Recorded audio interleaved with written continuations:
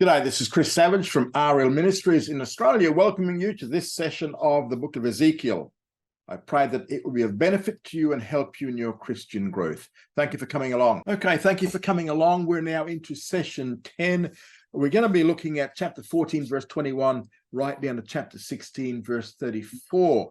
Now, let's just get into it. Now, we're into this area where Ezekiel was told about the uselessness of intercession because the judgment couldn't be averted. It was going to happen. This is the judgment we see in verses 21 to 23, chapter 14. For thus says the Lord Jehovah, how much more when I send my 4 sore judgments upon Jerusalem, the sword and the famine and the evil beasts and the pestilence, to cut off from it man and beast. Now, in verse 21, we see the 4 judgments of God. He said, God said he might send in verse 21. He now says he will send upon Jerusalem. Jerusalem will experience the sword, the famine, and the evil beast and pestilence.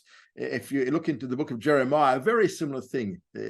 Jeremiah's trifecta, if you like, sword, famine, and pestilence.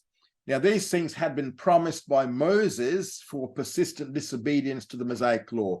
And an example of this is in Leviticus 26, verses 22 to 26, where the purpose here, we're going to see here, is to cut off from it man and beast from the land, from Jerusalem. Verse 23 says, yet behold, therein shall be left a remnant that shall be carried forth, both sons and daughters. Behold, they shall come forth unto you, and you shall see their way and their doings, and you shall be comforted concerning the evil that I have brought upon Jerusalem, even concerning all that I have brought upon it. Now, what we see here is that God will not wipe out everyone in Jerusalem by these 4 methods. In verse 22, he says that there shall be left a remnant. But again, remember, this is not the believing remnant or the righteous remnant. This is the unrighteous but surviving remnant who will be left in the land. Now, God has a specific purpose or reason why he's going to allow this unrighteous remnant to survive and not die. And the reason is so that they can also be brought into Babylonian captivity as part of the 3rd deportation. Remember, by this time, we've seen the first 2, 604 with Daniel, and then 597 with Ezekiel coming down into Babylonia. So they shall come forth, he says, unto you. So these, the 3rd deportation, are going to join the Jews of the 1st and 2nd deportations in Babylon so that they can learn something from them.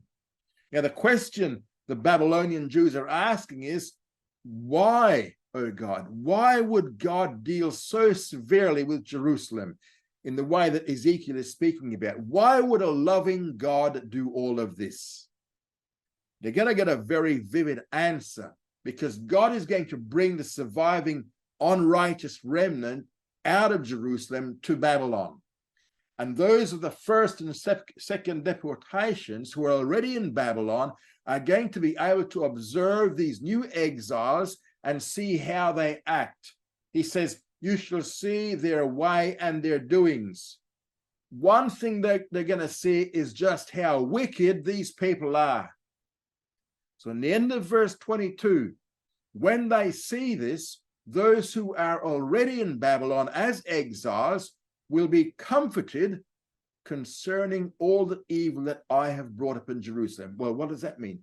What that means is that they're going to be able to understand God's justice in bringing this calamity upon the city, and just why this necessitated such a particularly severe judgment. And then in verse 23, and they shall comfort you when you see their way and their doings, and you shall know that I have not done without cause all that I have done in it, saith the Lord Jehovah. So the exiles are going to be comforted in the sense that their questionings will finally have an answer. They'll understand at last why God had to bring about this kind of judgment. And someday we will similarly understand the whys and wherefores of the Holocaust in Nazi Germany. And even today, what's going on. No comparison to the Holocaust, but same thing. We'll understand why these things are happening. Now, all the questions about that horror cannot be answered this side of heaven, or this side of eternity. But they will be when we get there. God will allow these exiles here to understand in their own time why he had judged Jerusalem so severely. And the result we see is in the end of verse 23. It will be that you shall know that I have not done without a cause all that I have done in it. So then they're going to understand God had not so severely inflicted Jerusalem without good reason. And to summarize this section, first of all, we're going to see a surviving unrighteous remnant will be brought into exile. And second, when those exiles already resident in Babylonia will be able to observe the wickedness of these new arrivals. And third, they will then be comforted with the understanding that God was completely justified in judging them, and his justice will be vindicated. Now we see the parable of the vine in this chapters 15, 16, and 17. It's a unit, if you like, taken together, contain either a parable or an allegory, and all three have the same basic purpose. It is to show that there is no hope for Israel. Ezekiel will be building what he has just been prophesying in chapter 14. So chapter 15, which is a very short chapter of just 8 verses, is the parable of the vine. And the parable itself is in verses 1 to 5, and the application in verses 6 to 8. Now let's read the parable in verses 1 to 5 of chapter 15. And the word of Jehovah came unto me, saying, Son of man, what is the vine tree more than any tree? The vine branch which is among the trees of the forests. Shall wood be taken thereof to make any work? Or will men take a pin of it to hang any vessel thereon? Behold, it is cast into the fire for fuel. The fire has devoured both the ends of it, and the midst of it is burned. Is it profitable for any work? Behold, when it was whole, it was meat for no work. How much less when the fire has devoured it, and it is burned? Shall it yet be meat for any work? Okay, what's he saying here? Now, during this series of prophecies, once again, the word of God comes to Ezekiel in verse 1, this time in the form of a parable. In verse 2 to 3, the emphasis is on the uselessness of the forest vine. Now, this refers to a wood vine, not a cultivated vine, and the wood vine growing among the trees of the forest is fruitless, right? It's usually stunted in growth because it's overshadowed by the larger trees, and consequently it doesn't get much sun and it fails to produce any fruit. So this wood vine here as a fruit bearer is useless. It doesn't produce any fruit. But what of its wood? What about its wood? Can we use this wood for anything? Well, is that of any use? Again, the answer is in the negative in verse 3. Shall wood be taken thereof to make any work? Well, the reality is this wood is not strong enough to make anything useful from it.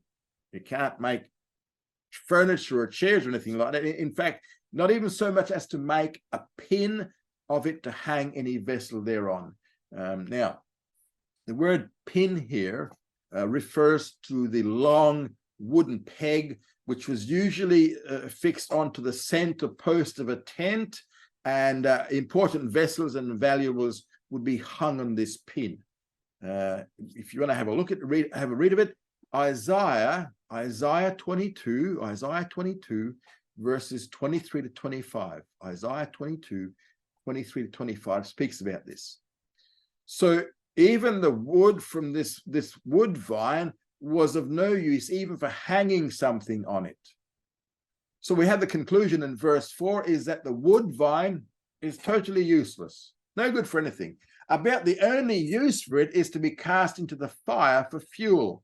Now, this fire has already devoured both ends of it, okay? And so the middle of it is about to be burned. The two Babylonian deportations had already burned the two ends. And the third one will destroy what is left of the wood. Is it profitable for any work? The answer is no. Israel is this type of vine, and it is fit only for burning. It was useless for any permanent function as other types of wood would be. This wood, however, is only good enough to be used as fuel for the fire. So in verse 5, behold, when it was whole, it was meat for no work.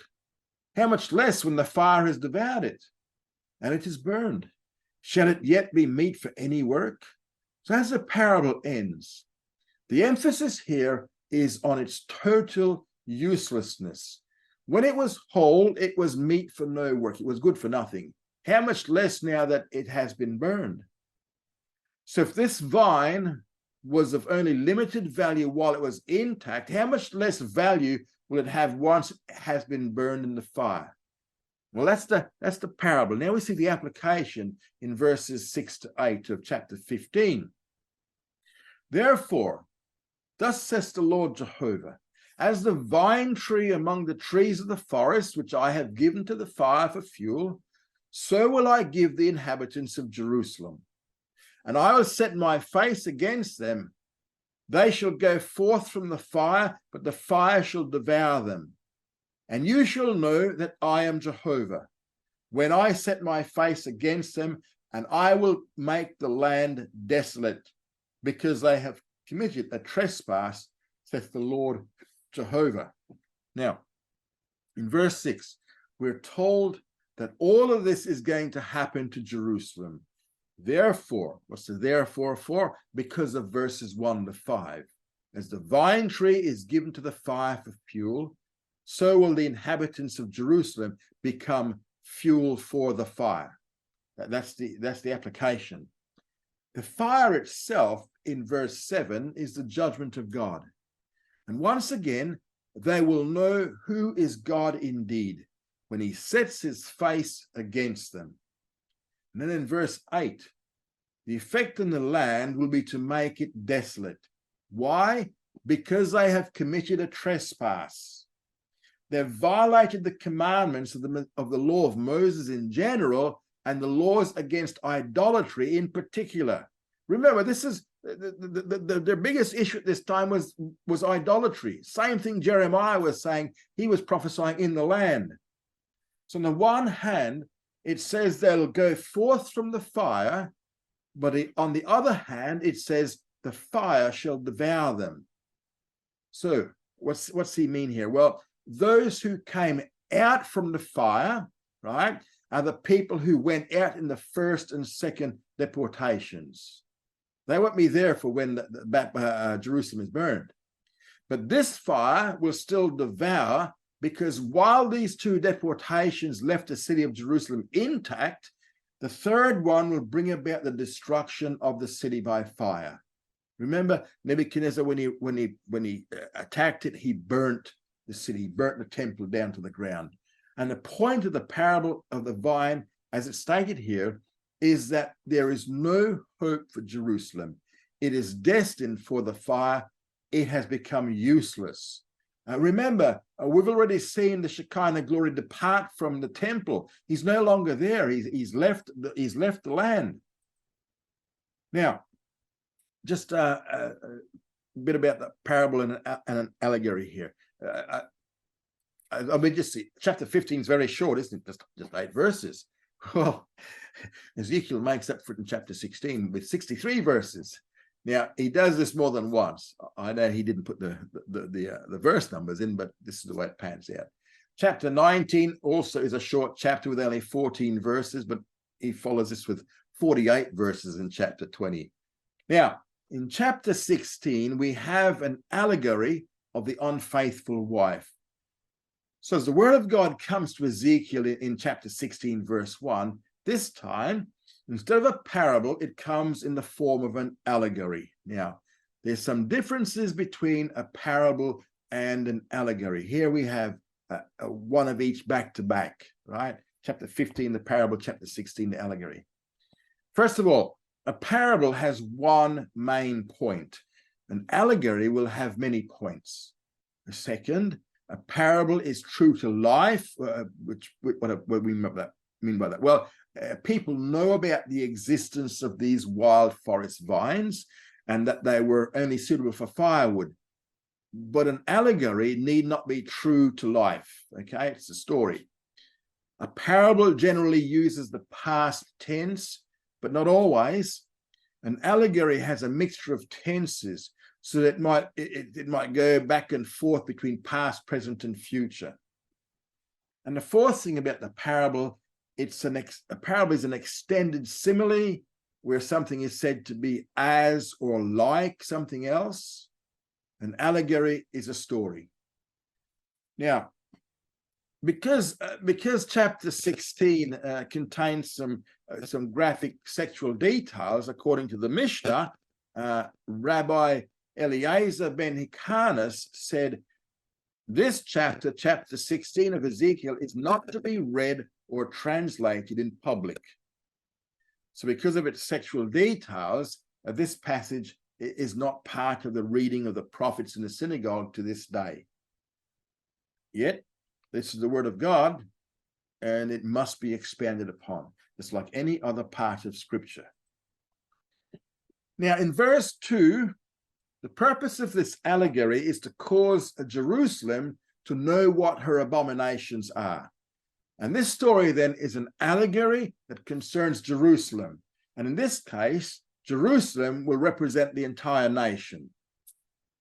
So as Ezekiel presents it, not everything is true of either Jerusalem or the nation of Israel as such. Remember, it's a story. But taking the two together, everything will be found to be true.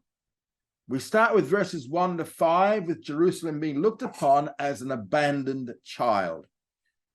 This is chapter 16, verses 1 to 5.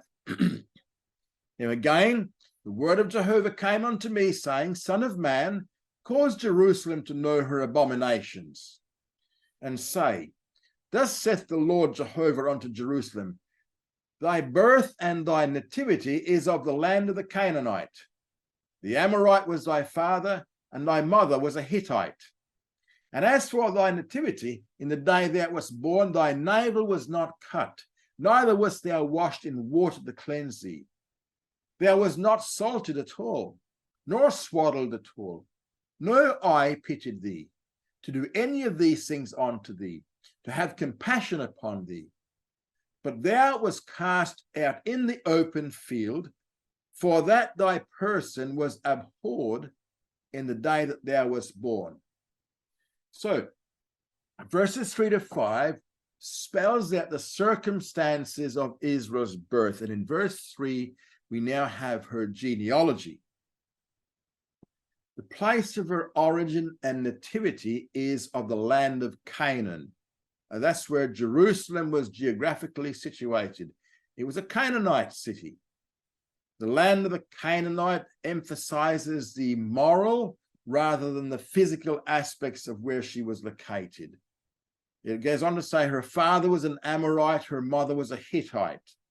Now, these were two different groups that occupied the land during the patriarchal period. Patriarchs, Abraham, Isaac, Jacob. The Amorite was in the land, as we read in Genesis chapter 10, verses 16, Genesis 15, 16, Numbers 13, 29, Joshua 5, verse 1, and Joshua 7, verse 7, along with chapter 10, verse 5, and chapter 24, 15, and verse 18. Same point is later made by Amos, Amos in chapter 2, verse 10. So that's the Amorites, the Amorites. Now, the Hittites were also in the land during the same period as the patriarchs, because we can find this in Genesis 15, verse 19, and Numbers 13, verse 29, and Joshua chapter 1, verse 4. Now, here in verse 4, chapter 16, verse 4, it says, at the time of birth, Israel will become like an abandoned child. He says here, thy navel was not cut. If the umbilical cord is not cut, then the baby will die when the placenta ceases to function. Neither was thou washed in water to cleanse thee. For this child was not washed at birth to wash off any impurities. Thou was not salted at all. Now, a baby was salted at birth in the Middle East for the purpose of making the skin drier and firmer for a more thorough cleansing. Salted means it was washed over with salt, okay? So neither was this baby salted, neither was this baby swaddled. Instead, as with many female babies back then, they were left exposed so they would die. In verse 5, she was abandoned without mercy to death. No eye pitied thee to do any of these things unto thee. So these are the things of verse 4, you know, the washing, the swaddling, the cutting of the navel, all that sort of stuff. No one had any compassion on this baby, as it was exposed to the elements for the purpose of dying. Thou wast cast out into the open field, for that thy person was abhorred. So at the time of birth, what came out was not acceptable. All right. When babies were exposed like this, it was usually because they were female. On the other hand, if they were a male, it was because they were found to have some kind of a defect. The picture here is that there is some kind of a defect. Israel is pictured as the wife of Jehovah in this allegory. So actually, the female aspects are being emphasized, and she was abandoned at birth. For Jerusalem, this section refers to the pre-patriarchal period. That's for Jerusalem, pre-patriarchal, but for the nation, it's the patriarchal period, okay? And we see the marriage in verses 6 to 14. And when I passed by you and saw you weltering in your blood, I said unto you, though you are in your blood, live.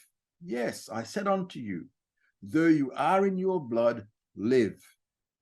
I caused you to multiply as that which grows in the field, and you did increase and wax great, and you attained to excellent ornament.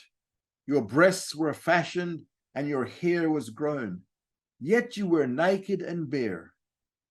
Now, 2 times in this section, God says that he was passing by. First time in verses 6 to 7, as he passed by, he saw this baby weltering in blood, and so God issued a decree. I said unto thee, this is written in the emphatic, it's going to happen. Although thou art in thy blood, live. Yes, although thou art in thy blood, live. And indeed, during the patriarchal period, as a nation was ready to die, the issue of Joseph, remember Joseph, one of the sons of Jacob, came up in Egypt. What was he there for? He was there to prepare for the coming of the rest of Jacob's clan, who rescued and preserved the nation of the Jews in the land of Egypt. And then in verse 7, he describes the baby's growth. God caused the nation to multiply as that which groweth in the field. So this multiplication of Israel is recorded in Exodus chapter 1, verse 7, and it's reiterated in Acts chapter 7, verse 17. Now, the expression to grow in the field means it was wild but flourishing. It was flourishing. So this describes Israel in Egypt, somewhat wild, but still she was flourishing. She was growing. Then came exaltation. You did increase and wax great. Then her beauty increased when you attained to excellent ornament, God says. Now, the Hebrew literally reads, you attained the ornament of ornaments. Next came maturity. Your breasts were fashioned and your hair was grown. Yet in spite of all of this, she was naked and bare. She was poor, and she was without wealth as slaves in Egypt. There was no culture and no cultural development. This probably describes the period from the death of Joseph until Moses comes on the scene. In verse 8, and when I passed by you and looked upon you, behold, your time was the time of love. And I spread my skirt over you and covered your nakedness. Yes, I swore unto you and entered into a covenant with you, said the Lord Jehovah, and you became mine. So God passed by once again, and this refers to the time of the Exodus. I looked upon you. So God now took notice of Israel in a more unique way, as found in Exodus chapter 2, verses 24 to 25. Exodus 2, 24 to 25. And behold, your time was a time of love. Of the three different Hebrew words for love, Ezekiel uses the one which means sexual love. So this refers to the more intimate aspects of love. So God says to this nation, I spread my skirt over you and covered your nakedness.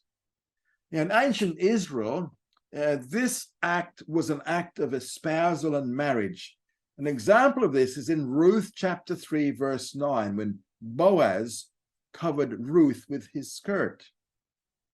So God now entered into a covenant with her, with Israel, which was Mosaic covenant, which we find in Exodus 24, verse 8, Exodus 24, 8, and Deuteronomy 5, verse 2. This was a covenant made at Sinai, and God looked upon that covenant as a marriage covenant. Not only in this chapter here in chapter 16, but in Jeremiah chapter 2, verse 2, Jeremiah 2, verse 2, and Jeremiah 3, verses 1 to 18, Jeremiah 3, 1 to 18, and also Hosea chapter 1, verse 1 to chapter 3, verse 5. Hosea 1, 1 to chapter 3, verse 5. So we see this as well there. Now, in the end of verse 8, and you became mine. Israel now became the wife of Jehovah, as he illustrates, saying, I spread my skirt over you. This principle is taken from Exodus 19, verses 5 to 6, where Exodus 19, 5 to 6 says this, Now therefore, if you will obey my voice indeed and keep my covenant, then you shall be mine own possession from among all peoples, for all the earth is mine. And you shall be unto me a kingdom of priests and a holy nation. These are the words which thou shalt speak unto the children of Israel. So this was back Moses speaking to the Israelites in Exodus 19. In verse 9, we see the beautification and exaltation of this nation. We see the washing in verse 9. Then I washed you with water. Yes, I thoroughly washed away your blood from you. Now, Israel is still beat up somewhat since freedom from slavery. And I anointed you with oil. This was the oil in preparation for marriage. You can check that out in Ruth chapter 3, verse 3. Israel's washing before the revelation at Mount Sinai, which is Exodus 19, verse 10. So that's the washing. Now we see the clothing in verse 10. Although for the most part, verse 10 deals with the description of the marriage garment, that's what it's describing here. The ancient rabbis tended to put a lot more meaning into these phrases. He says, I clothed you also with broidered work and shod you with sealskin, and I girded you about with fine linen and covered you with silk. Where it says, I covered thee with silk, the rabbinical tradition is that this refers to the priestly clothing. This was the costliest of such materials, as these were usually reserved for a princess. And verses 11 to 12, he describes the marriage gifts of jewelry. And I decked you with ornaments, and I put bracelets upon your hands and a chain on your neck. And I put a ring upon your nose and earrings in your ears and a beautiful crown upon your head. Now, where it says, I put bracelets upon your hands, rabbinic tradition, this is rabbinic tradition, this is not biblical, this is rabbinic tradition, says that this refers to the 2 tablets of the covenant. A lot of these traditions go a bit overboard here, of course, in trying to identify each of these meanings. So when it comes to a ring upon thy nose, the rabbis referred to this as the Ark of the Covenant. So that used some degree of imagination to come up with these things. The earrings in your ears, they referred to the glory cloud. The beautiful crown upon thy head, they refer to the guiding angel in the wilderness. I do not know how they came up with these things, but that is rabbinic tradition. Generally speaking, these details describe the wedding clothes of a princess about to marry a king. Marriage gifts or bridal jewelry are being described here. Check it out in Genesis 24, verse 47, Genesis 24, 47, and Hosea 2, verse 13. So in this manner, Israel's exhortation came to full fruition during the days of David and Solomon. A good example of all these things being used in a literal way during the time of their kingdoms is 1 Kings chapter 10, verses 1 to 29, and Lamentations 2, verse 15. 1 Kings, we see Queen of Sheba coming down to, I think it's the Queen of Sheba coming down to Solomon. Now, in verse 13, her wealth is described. Thus were you decked with gold and silver, and your raiment was of fine linen and silk and broidered work. You did eat fine flour and honey and oil, and you was exceedingly beautiful, and you didst prosper unto royal estate. So during Israel's empire status under David and Solomon, the nation became extremely wealthy. Her raiment was of fine linen and silk and broidered work. Her food was made from fine flour and honey and oil. She was exceeding beautiful and prospered unto royal estate. Parallel passage to this is Hosea chapter 2, verse 8. Hosea 2, 8. Then in verse 14, Ezekiel now mentions her reputation. And your renown went forth among the nations through your beauty. For it was perfect through my majesty, which I had put upon you, said the Lord Jehovah. So her renown went forth among the nations. Why? Because of her beauty. Israel was beautiful because of God's majesty, not because of anything inherently beautiful in herself. It was all because of what God did for her. Again, this was true during the period of David and Solomon. So Israel was rescued by God and now became his wife. And as his wife, God showered her with great gifts. But then, in verses 15 to 34, Israel committed a great adultery. We see the origin and nature of idolatry in verses 15 to 24. Now, in verse 15, this is the great adultery, which is idolatry. But you did trust in your beauty, and you played the harlot because of your renown, and poured out your whoredoms on every one that passed by. His it was. So in verse 15 here, she began to play the role of a harlot or a prostitute. And the basis upon which she became this bold was her trust in her beauty, forgetting entirely that she was only beautified because of what God had done for her. It was not natural to her. She was made beautiful by God, but then began to trust in that beauty. And this led her to think that she did not need to trust in her husband anymore. Her beauty would get her through in any situation. So she began to act as a prostitute. She poured out her whoredoms on everyone that passed by. His it was. Jeremiah 3 verse 2 makes the same point. Remember, they're contemporaries. In verses 16 to 19, he described the payments with which she had to pay out for these adulterous relationships. And you did take of your garments and made for you high places decked with diverse colors, and played the harlot upon them. The like things shall not come, neither shall it be so.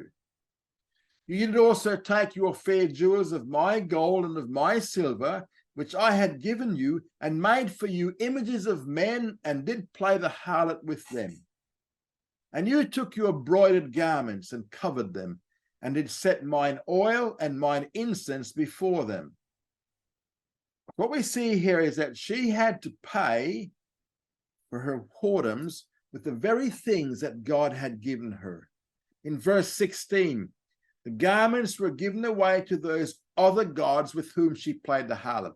How? Because she made high places with diverse colors. Remember the high places were those places of idolatry in the land. This means she made colorful hangings or idolatrous tents. Tents, T-E-N-T-S. Now, this is confirmed in 2 Kings 23:7. So everywhere she set up these idolatrous centers and clothed the images with the very garments that God had given to her. And in verse 17, she did the very same thing with her jewelry. And over again, God says, these were my things. He says, my gold, my silver, my oil, my incense. All those things God had given to Israel, she was now using them to pay off those with whom she committed adultery. She made male images with the gold and silver. And these were the teraphim, which are the household gods. They were fashioned in the form of men. Israel prostituted herself with them. And in verse 18, and you took your broidered garments. So what she had received as a beautiful multicolored wedding garment as the payment for the bride, she turned over to her idols. Jeremiah 10:9 describes how after they made a little statue of gold or silver or whatever, they would then clothe them with garments. The maker of the gods get to clothe his God. The oil and the incense was not set before the Lord, but it was set before these idols in worship. The same thing is true of the food items in verse 19. My bread also, which I gave you, fine flour and oil and honey, wherewith I fed you, you did even set it before them for a sweet savor. And thus it was, said the Lord Jehovah. Bread, fine flour, oil, and honey were all offered up to these gods, these household gods. And then honey was actually forbidden as an offering under the Mosaic law in Leviticus chapter 2, verse 11. Leviticus 2:11 forbids the offering of honey. But these four things Israel set before her idols for a sweet savor offering. As if this was not bad enough, in verses 20 to 21, moreover, you have taken your sons and your daughters, whom you have borne unto me, and these have you sacrificed unto them to be devoured. Were your whoredoms a small matter, that you have slain my children and delivered them up, in causing them to pass through the fire unto them? So Israel finally resorted to human sacrifice. Moloch, your sons and your daughters you have borne unto me. Israel's responsibility was to raise up a godly seed, which we find in Deuteronomy chapter 6. After children are born, the parents were to set up situations where, as they became old enough, they could begin to ask the right questions so as to be taught spiritual truth. They were to be taught about the God of Israel. They were not to be sacrificed to the God of to the idols, as in sacrifice to Moloch. And yet, with the introduction of the god Moloch, this required human sacrifice, which was clearly forbidden in Leviticus 18, verse 21. This became a rather common practice in the closing days of the Judean kingdom. We see it mentioned in 2 Kings 16:3 and 2 Kings 21:6 and 23:10. They're there on the screen. Among the other prophets, not only does Ezekiel mention it here, but Jeremiah talks about it 3 times. It's found in Jeremiah 7, verse 31, Jeremiah 19, verse 5, and Jeremiah 32, verse 35. Yeah. The procedure for human sacrifice was, first of all, to kill the child, for you have slain my children. And then the second step was to burn the body before the altar of the idol, causing them to pass through the fire.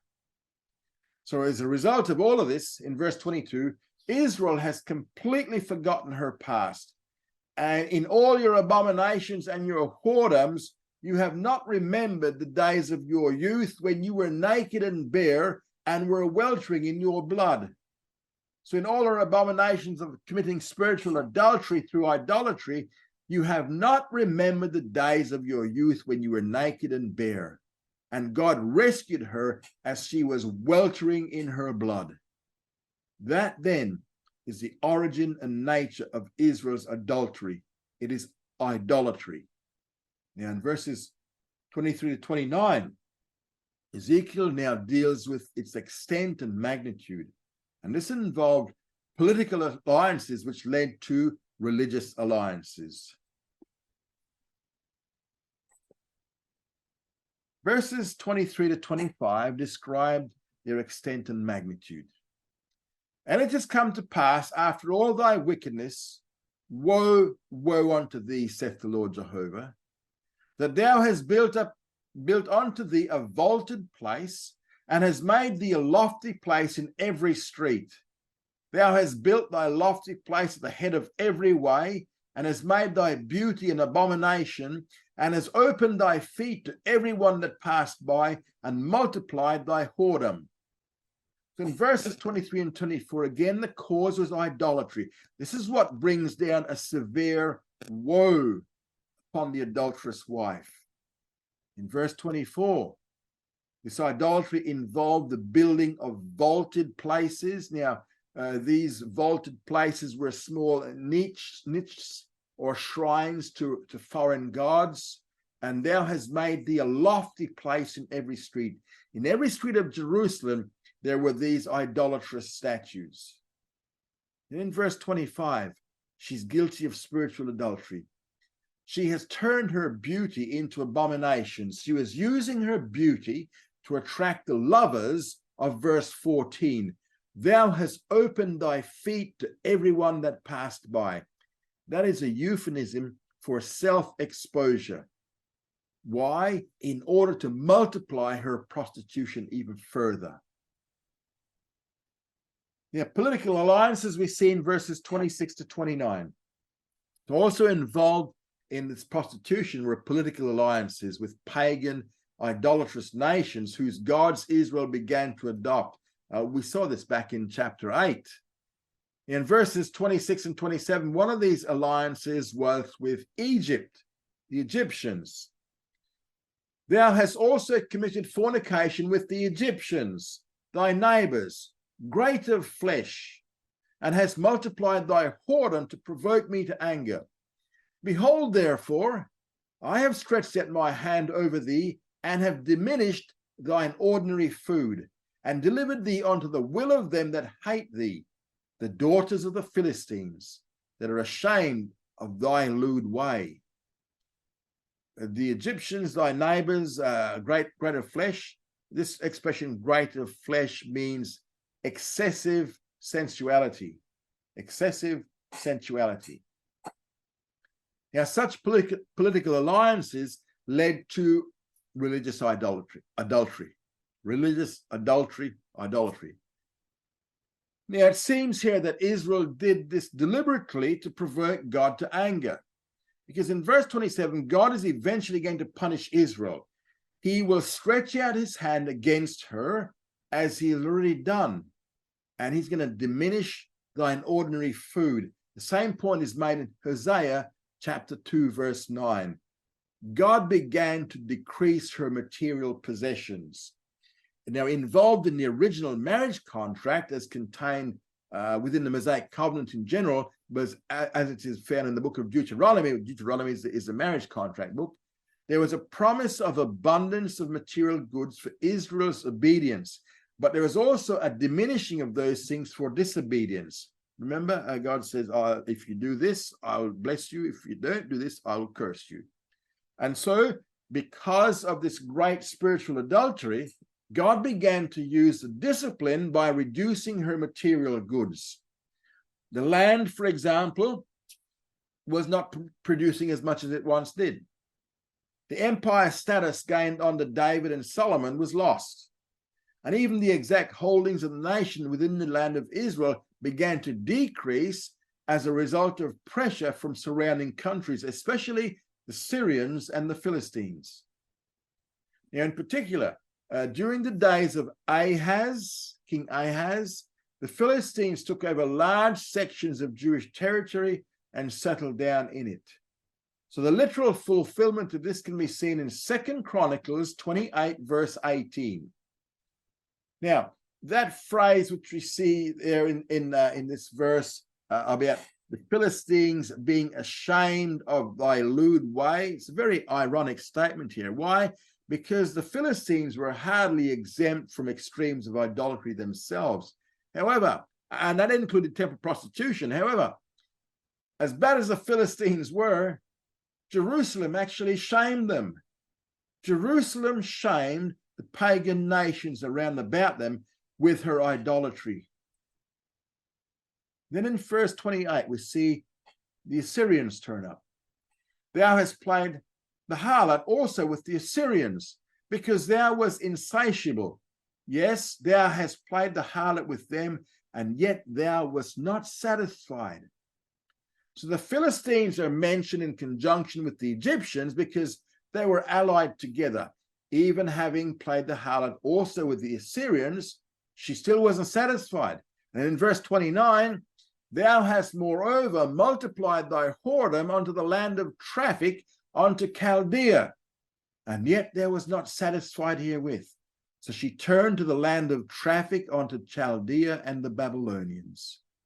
Now this, of course, is where idolatry originated, in the land of Babel, but even land of Shinar. But even then, she was not fully satisfied. She wanted more. And then in verses 30 to 34, we're shown the degree of her degradation. How weak is your heart, this is verse 34, verse 30. How weak is your heart, saith the Lord Jehovah, seeing you do all these things, the work of an impudent harlot. So the degree of Israel's degradation is seen in that a harlot is normally paid for her services. But Israel has done the reverse. She's done the exact opposite. In verses 30 to 31, she is described as an impudent harlot. Her heart was weak toward her own husband, Jehovah, and this weakness is seen in her being guilty of all these things. Verse 31, in that you built your vaulted place at the head of every way, and make your lofty place in every street, and have not been as a harlot, in that you scorned hire. The nature of her idolatry was in creating multitudes of idols, set up in vaulted places in the head of every way and in every street. Now, Israel was different from the normal prostitute because instead of receiving payment for her prostitution, she was paying her lovers for their favors. She was paying her lovers. A wife that commits, verse 32, a wife that commits adultery that takes strangers instead of her husband. In verse 32, God decrees Israel to be an adulterous wife, a wife that committeth adultery that takes strangers instead of her husband. This is a very extreme statement of disdain and disgust for Israel. In verses 33 and 34, they give gifts to all harlots, but you give your gifts to all your lovers and bribe them, that they may come unto you on every side for your whoredoms. And you are different from other women in your whoredoms, in that none follow you to play the harlot. And whereas you give hire, and no hire is given unto you, therefore you are different. He emphasizes here the unique nature of her prostitution. In verse 33, normally it's the prostitute who is paid, but Israel is abnormal in that she actually pays her lovers and bribes them. That's how far she's sunk. This refers to the way Israel was giving up her gifts from God in idolatry instead of receiving gifts from her own God, her own husband. And in verse 34, this is a form of prostitution no one else would follow. And you are different from other women in your whoredoms, in that none follow you to play the harlot. And whereas you give hire, no hire is given unto you. Therefore you are different. In this, Israel was different from others. Not that the others were innocent of adultery, they weren't, but at least they do not pay for it. Therefore you are different, Israel. As she departed from her God, he then withheld his blessings that he had so freely given to her. We see that in Deuteronomy 28:15 to 23 and onwards. Deuteronomy 28:15 to 23. Instead of realizing her sin and then returning to the true God, she sought out still more gods and offered larger bribes to induce these other gods to bless her. Jerusalem was squandering her wealth on things that could not bless. Now, in accordance with the original marriage contract found in Deuteronomy, if Israel collapses into adultery and does not respond to discipline, eventually a more severe punishment will come. So in the next session, in verses 35 to 43, Ezekiel now describes this more severe punishment. Thank you for coming along. Study hard and grow strong.